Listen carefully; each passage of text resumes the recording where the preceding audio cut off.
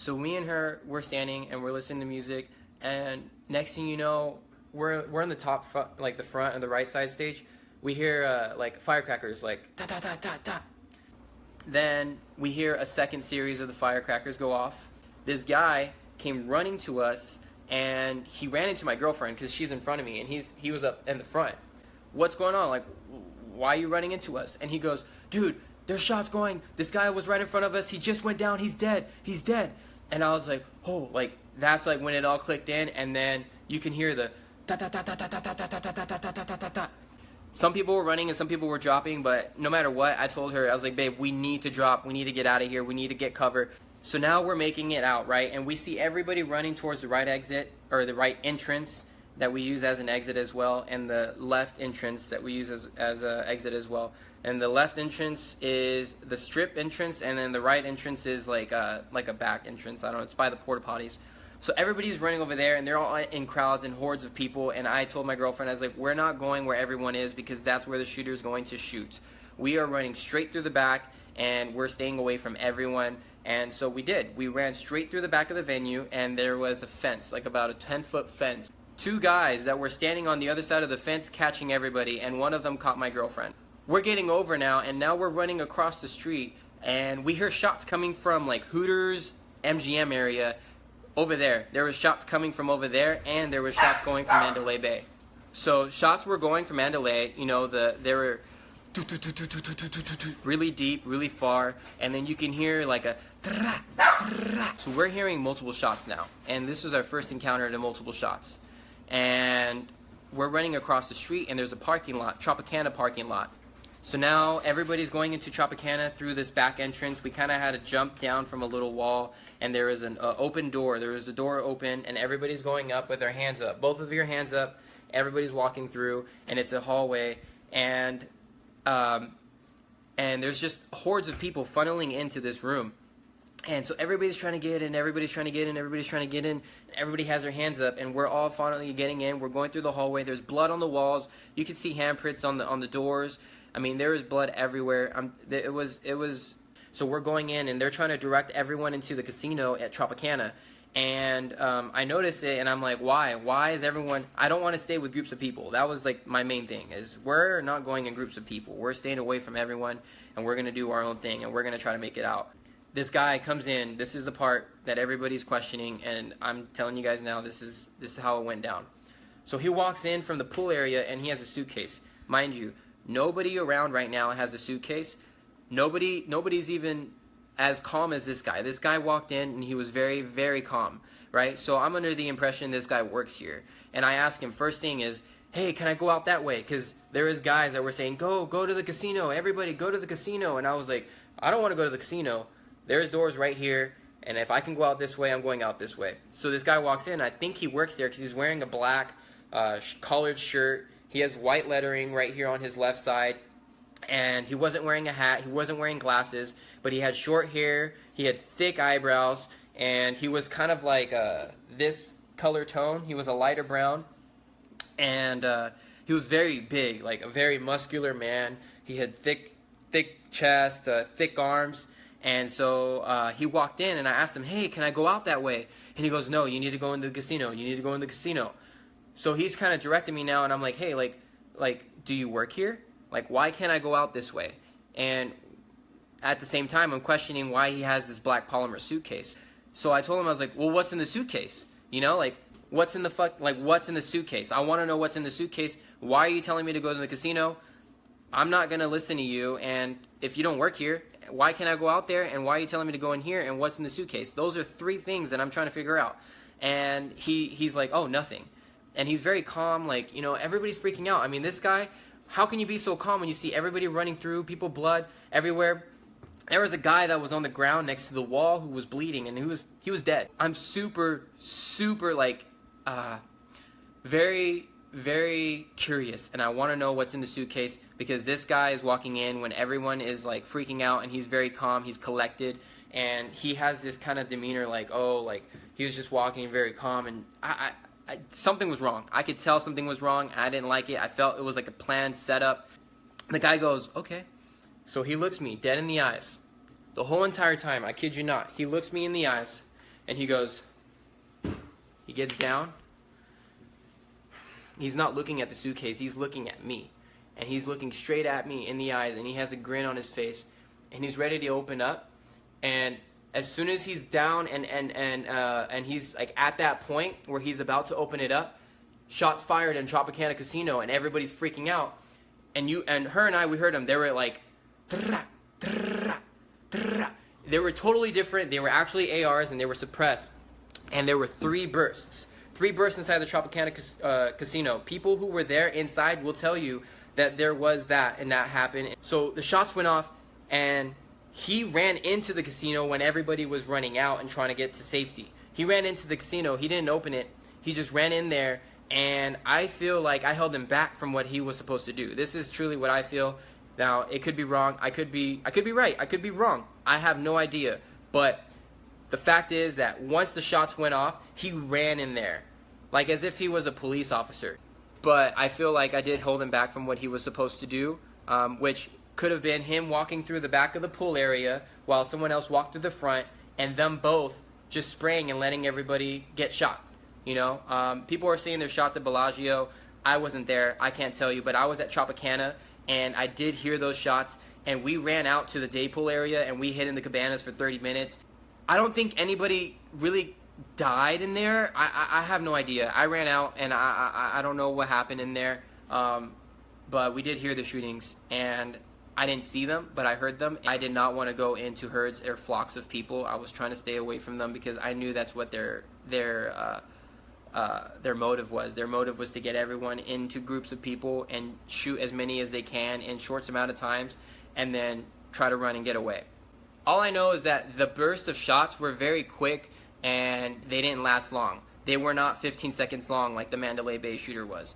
They were very short bursts, and it was almost as if they just wanted to get a few shots in and then quickly get out, because they knew that police were going to be there like that, because everybody, I mean, the streets were filled with, they were on lockdown. Everything was done.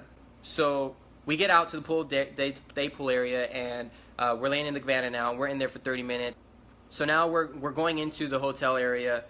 So now we're going through, and at the front door of like where we were, there was 3 gentlemen, and all 3 of them, I walked outside, and I said, hey, like, you know, I'm gonna take off. And they're like, you can't go anywhere. And I was like, I can do whatever the fuck I want, you know. And he was like, he didn't really question it, but at first he was just like, you can't go anywhere. You need to stay here. Like, there's no cops out there or whatever. Like, he was just like, you need to stay in here. Like, this is your best bet, kind of a deal. And I was like, no, it's not. Like, I'm getting the hell out of here. Now we're running through this alleyway. There's an alleyway, and there's a fence with like electronic stuff in it, and then across from it there's a big industrial trash can. And then if you keep going down that alleyway, there's a parking structure, and so now we're running. And then what happened, babe? There were shots. There were shots? Where? From New York, Excalibur area. We heard shots and saw them, the muzzle flash, literally outside. It wasn't inside. It was not inside. It was outside. And the shots were coming, literally, they were going towards our direction, towards the parking structure at Tropicana. I threw her behind the pillar, and I said, babe, stay low. Like, we need to take cover. She saw the muzzle flashes from very up close. And we don't like talking about it. It's not something to take very lightly. A lot of people don't believe that we saw the things that we saw. They think that we were like I'm Superman and I was everywhere at one place, and that's not true. I'm just saying that Tropicana shootings we heard, and the New York Excalibur, I'm not sure which one it really was, but it came from that direction because it's across the street from the parking structure at Tropicana. If you look it up on the maps, you'll see Tropicana, you'll see the parking structure, and you'll see New York, and Excalibur. So we saw the muzzle flashes, and it was about 2 bursts, and I threw her behind the pillar, and we're taking cover, and now we're running through this hallway alongside of the parking structure, and there's one guy standing there, and he's saying, come this way. He grabs, what did he do, babe? He grabbed my arm and pulled me He grabbed her. I'm with her, and this guy comes and grabs my girlfriend and tries to pull her and tell him that she needs to go that way. No, that doesn't work with me, buddy. I'm sorry. I don't know who the fuck you were to try to grab my girlfriend and tell her where she needs to go or where we need to go. But that wasn't flying. You were not police. You had, maybe your intentions were right. Maybe they were good. Maybe they were bad. I have no idea, but I wasn't going to let somebody tell me where to go. Not at a devastating time like that. It was very volatile. You don't know where the shooters are. We just heard and saw the New York Excalibur shootings, and he's trying to tell us, like, hey, come over here, come over here. Sketchy. Fuck you. Not working with me. So I told him, no, like, we're going to go our own way. So we ran back the way that we ran from, and we jumped into the trash can. And we laid there for 3 hours. Helicopters are flying. There's 2 helicopters. The lights are flying around everywhere. And at this time, the shooter's already dead. You know, they had already announced that the shooter was dead. My dad texted me, said they got the one shooter, and they were still going around in the helicopters for hours. The whole time we were in the trash can, there was a helicopter flying around. Why? Why were they flying, and why were they shining lights on like Excalibur, New York area? They know that there was multiple shooters. They know that the New York Excalibur shooting was right outside. It wasn't inside. It was outside. We saw the muzzle flashes. You know, Tropicana was inside, like the casino area where they were trying to direct everyone, but it was very short. So that by the time the police got there, the guy was already gone. So we get out of the trash can and we want to go to Luxor. We want to run there. We have our room key. We're ready to go. We jump out. As soon as we jump out, there's a cop, and he flashes his light and he goes, "What are you guys doing?" And I was like, oh my God. And I was like so thankful it was a cop and it wasn't anyone else. And he said that I need to go into Tropicana because they have it contained, and that they have tactical police in there, and that there's a safe place to go in. It's like a conventional hall or whatever. There's no windows. So we had to go in there because the police told us to. And I listened to the police because I trust them. I don't trust strangers, but the police, I feel like, were there for our best interest. We finally made our way in. Everybody was funneling in. They had blankets, they had water, and we were there for hours. They didn't let anyone into their hotels because they were clearing every single room of every single hotel, which, by the way, if there's only one shooter, what are you doing that for? What are you doing that for? Why are you clearing every single room of every single hotel where there was active shooters? If you knew there was only one shooter and you were super positive, 100% positive that there was only one shooter and there was no other shooters, there would be no reason to clear every single room of every hotel around the venue that you heard that there was reports of shootings. They didn't allow us to go back to our hotel until 4:20 a.m. So now we're back at our hotel room, and I got my phone on the charger, and we turn on the TV. The TV's on. We're listening to it, and then they say, 2 are confirmed dead and 20 are injured. 2 and 20? Get out of here. We had already seen from the front line where we had initially got the shots, there was at least 20 that went down around us. It was a terrorist attack, okay? I just want everybody to realize what happened last weekend was a terrorist attack. It was group organized, it was choreographed, and I don't want anyone thinking that it was a one-person shooter. There's no way in hell a 64-year-old untrained man can shoot an automatic military-grade weapon from a 34th floor at a declining grade and hit people, and bullets are going like this, not like this. No one in this life is free.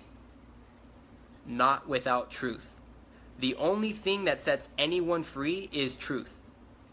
Truth sets everyone free. And if you're not going to be truthful and you're going to lie, people will never be free. These people who lost their family members are never going to have the feeling that they're never going to have a fulfillment in their heart feeling. They're not going to have a strong feeling about this. This is immense, people. Like, this is so huge, it's not even funny. This is a terrorist attack on U.S. soil, and there's still terrorists out there on our soil that are planning another attack. I mean, they don't just think of this in one day. They think about it in months in advance, and they have an agenda. They have a schedule. They're ready. They have their weapons still. Maybe that. I don't know if they recovered any weapons. No one will know. But if they didn't, they still have them. and if they still have them, they're going to use them. Running over there, and they're all in crowds and hordes of people, and I told my girlfriend, I was like, we're not going where everyone is, because that's where the shooter's going to shoot.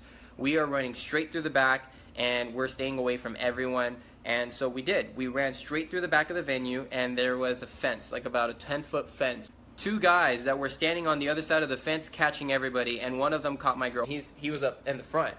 What's going on? Like, why are you running into us? And he goes, dude, there's shots going. This guy was right in front of us. He just went down. He's dead. He's dead. And I was like, oh, like, that's like when it all clicked in, and then you can hear the ta ta ta ta ta ta ta ta ta ta ta ta ta ta ta. Some people were running and some people were dropping, but no matter what, I told her, I was like, babe, we're getting over now, and now we're running across the street, and we hear shots coming from like Hooters, MGM area over there. There was shots coming from over there, and there was shots going from Mandalay Bay. So shots were going from Mandalay, you know, they were really deep, really far, and then you can hear like a. So me and her, we're standing and we're listening to music, and next thing you know, we're in the top front, like the front and the right side stage. We hear like firecrackers, like ta ta ta ta ta. Then we hear a second series of the firecrackers go off. This guy came running to us, and he ran into my girlfriend because she's in front of me. We need to drop. We need to get out of here. We need to get cover. So now we're making it out, right? And we see everybody running towards the right exit, or the right entrance that we use as an exit as well, and the left entrance that we use as an exit as well. And the left entrance is the strip entrance, and then the right entrance is like a back entrance. I don't know, it's by the porta potties. So everybody's